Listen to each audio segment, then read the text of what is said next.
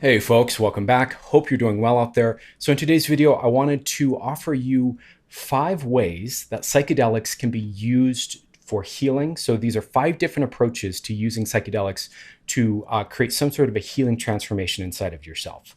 In my opinion, these are probably the most common ways that psychedelics are used for healing and transformations. So if you're interested in psychedelic therapy or understanding maybe different approaches to using psychedelics in order to heal yourself or have a different kind of experience, this is for you. So without further ado, let's start with the first one here.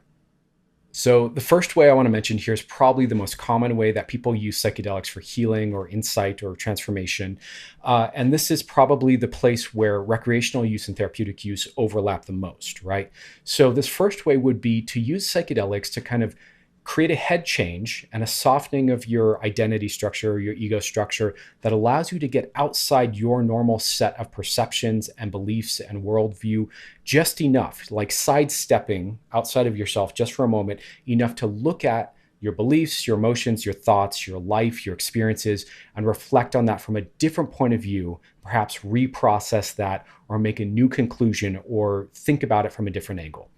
Like I said, I think this is probably the most common way that recreational use becomes somewhat healing and transformative.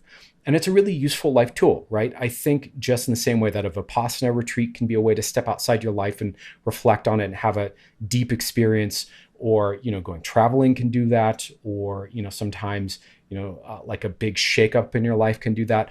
I think psychedelics are another way to kind of get you to break the trance of your default standard operating, way of living in your day-to-day life, get you outside of that for a moment, give you a little bit of a vacation from your standard thoughts, feelings, beliefs, and give you room, give you a little space to kind of sort through and sift through what you think, what you see, what you know now. So that's the first approach.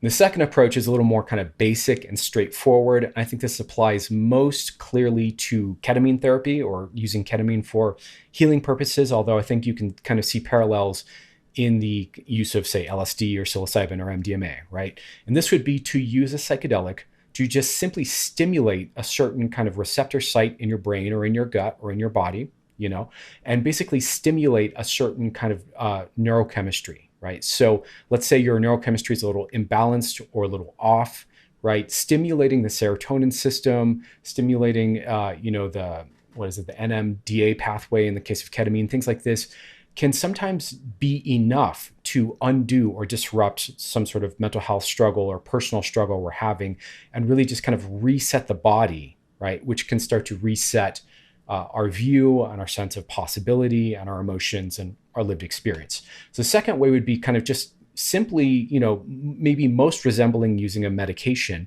simply taking the psychedelic to stimulate certain kind of receptors in the body to have a certain kind of feeling or experience. I think for certain types of therapy and certain types of therapeutic applications, from what I've been learning, especially with ketamine, this can be really powerful and really effective. But I think it's a little bit of a gross oversimplification to bring that same expectation over to, say, ayahuasca, psilocybin, LSD, these kinds of things. It can work. You are stimulating the serotonin system, but I think there's a lot more that often goes in healing or transformation than simply activating certain receptor sites in the brain or in the gut. So that's, excuse me, that's approach number 2. Okay, let's move on to number 3 here. Approach number 3 would be using a psychedelic to essentially stimulate neuroplasticity in the brain.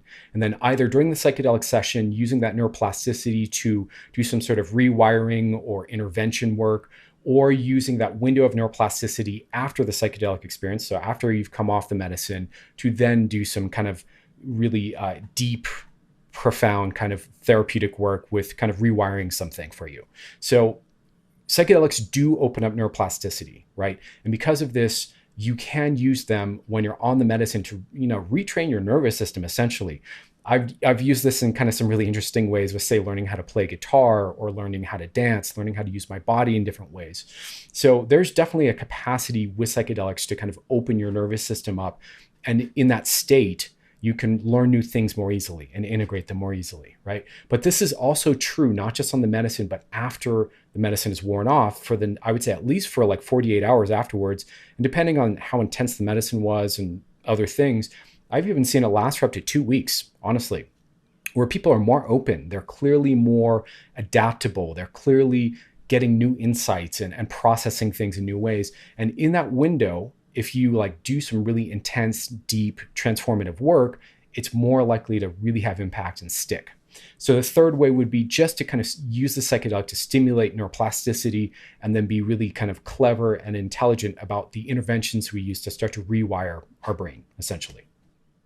So the fourth way is a way that I'm a huge advocate for, and I'm sure you're going to hear me talk a lot about here on the channel. And this is using psychedelics to access profound resource states, big, powerful, positive states of experience that we can then use after the medicine session in our sober life to kind of give fuel or empowerment or transformational power to these kind of painful places in our life, or these obstacles or these challenges or these blocks, to start to heal and transform them. Essentially, we're developing these powerful resource states, then using memory reconsolidation after the fact to reconsolidate these kind of struggles and these pain points with these new resources in place. So if that sounds a little abstract, let me clarify what I mean. By resource state, I mean essentially any big, powerful state or mindset or emotion or experience that you have that teaches you something about yourself or about life, or gives you a new feeling or a new way of experiencing yourself that's liberating, empowering, healing, positive, strengthening, right? So some obvious examples would be accessing love, accessing compassion, having a mystical experience of non-duality, accessing joy, bliss, well-being, peace, freedom, self-love, playfulness, laughter, curiosity, right? If we access some of these states really robustly, really profoundly, that can retrain our nervous system to know a new way of operating and being, right?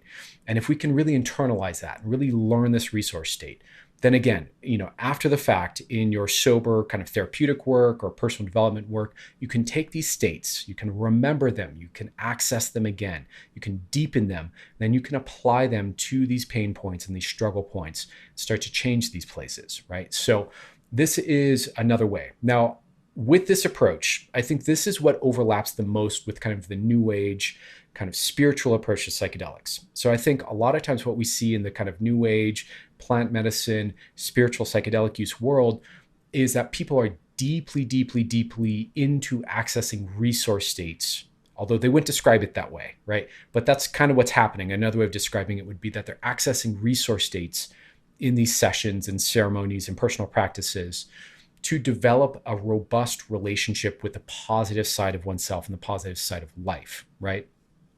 With that in place, then there's a lot of things that can be done. But what I think happens is a lot of people confuse this approach, or the resource with therapy, with healing. And the resource, accessing the resource, is not necessarily the same thing as a therapeutic healing transformation.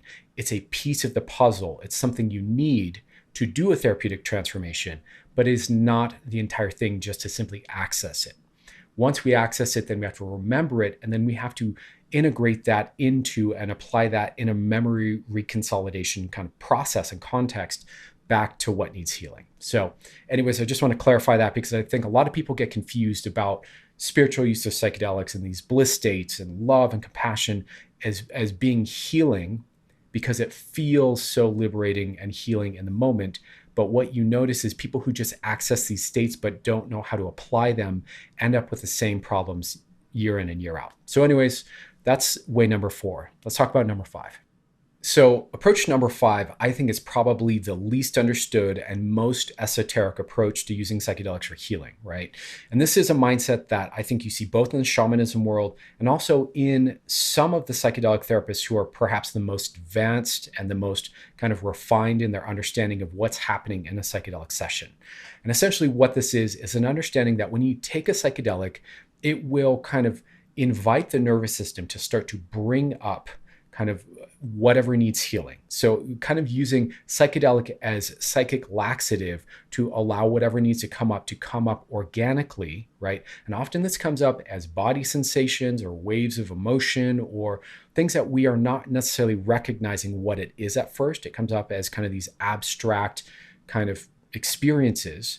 But, from a psychedelic therapist point of view, the person takes the medicine, whatever bubbles up, we start to get curious about that. We start to follow that and pay attention to that. We start to co-regulate that and help the person work through whatever that bubble is.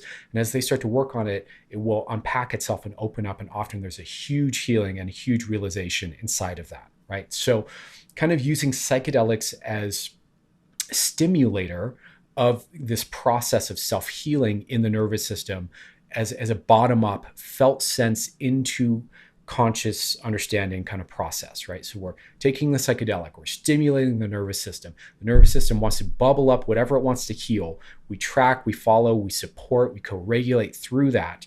And as that starts to come up, that's a bottom-up process from feeling to really feeling to understanding to fully recognizing. And then through that also kind of doing healing with that and reconsolidating that and kind of letting out whatever the stress or the emotion or the thing is that's kind of at the heart of that bubble, right? So this would be the fifth way. And again, I think this is more clearly understood in, say, the ayahuasca world. I think a lot of people, there's this kind of frame of the purge in ayahuasca, and part of ayahuasca is purging. And so they understand that the purge happens lots of different ways, through crying, through sighs, through laughter, through, again, this kind of releasing from the bottom up in the body, right? But this is also true just psychologically. And I think that some psychedelic therapists really get this and understand this, especially ones who are trained in somatic therapy. But a lot of them don't quite recognize this yet and just think it's more one of these other approaches. So that would be the fifth way.